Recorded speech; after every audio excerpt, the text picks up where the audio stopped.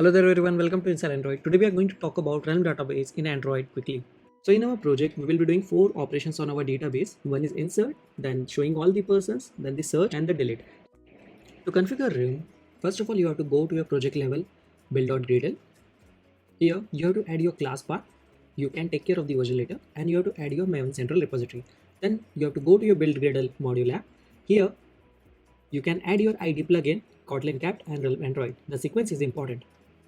After setting up the library, go to your application class or create one if there is not any, and then call this method realm.init. This method will initialize your Realm database for you, and then you can pass your own configuration.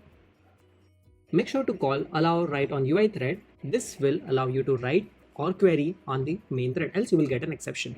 Also, don't forget to add your application class name here in the Android manifest.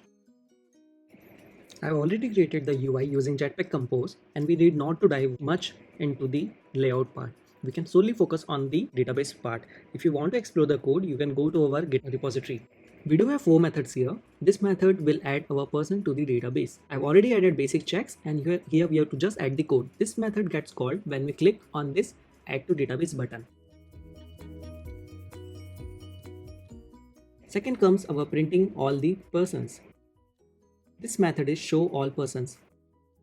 This method returns a list of all the persons available. Then comes our third part, which is search part. In search part as well, user can input the name and then he can search the user by the name. If you see here, we return a string if a person exists or not. Whatever is the result, right, we will render it in our text view below. Then is the last part where user can delete a person from the database. Here as well we can enter the name and that person will be deleted from the database. Let's start with our first operation, which is to add a person to the database. I'll just copy paste the code here. Make sure to import the realm. Here we do get default instance, which returns as a realm object, and we call execute transaction. Here if you can see, we are creating an object from the name. Then we'll go ahead and import the person class. We have created our own model which will be saved to the database. Let me show you what's in the person class. If you see, we have a name of the person and a table will be created with the person name and the column name will be the name. Let's move to our second operation, which is to fetch all the people. Let's copy paste the code for this as well. As you see, we are again calling get default instance to get instance of the realm, and here we are calling .where. Find all returns us all the items. So these are inbuilt from Realm database. And as you can see, we are returning a string of names, not the person class itself.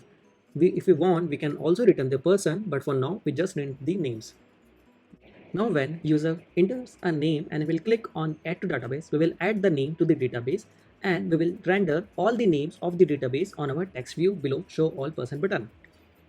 Let's run our app and see how it goes. Let's try to input some name. Yep, the data is automatically populated below. Again.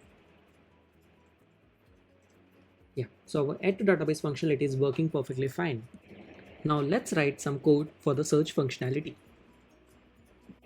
Here as well, to save some time, I'll be just copy pasting the code.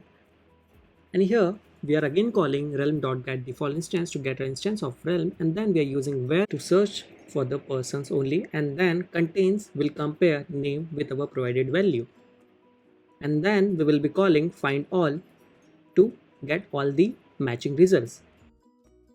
If our result is now not null and is valid, then we will be returning a string. Let's try the app. Let's enter a name.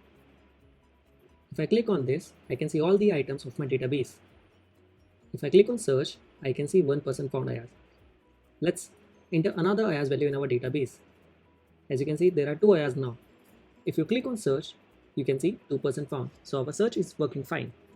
Now let's work on our delete operation. I will copy paste the code again. Here as well, we will be calling realm.get default instance to get object of realm and then execute transaction. Let me refactor this code. To delete an item, first of all, we will have to search for that person and then we will delete all of them from our database, and we will return true if our function deleted something, or false if it was unable to delete the item. Let's try our code. Let's first of all see all the items. As you can see, there are two IRs existing here. Let's search for IRs and then delete it. If I search for IRs, if you see, there are two IRs here, right? If I click on delete button, yeah, as you can see, there are only two items left. If I now search for IRs, if you see, 0% found. So this is how our app works right now. Please do like, subscribe. Thank you for watching.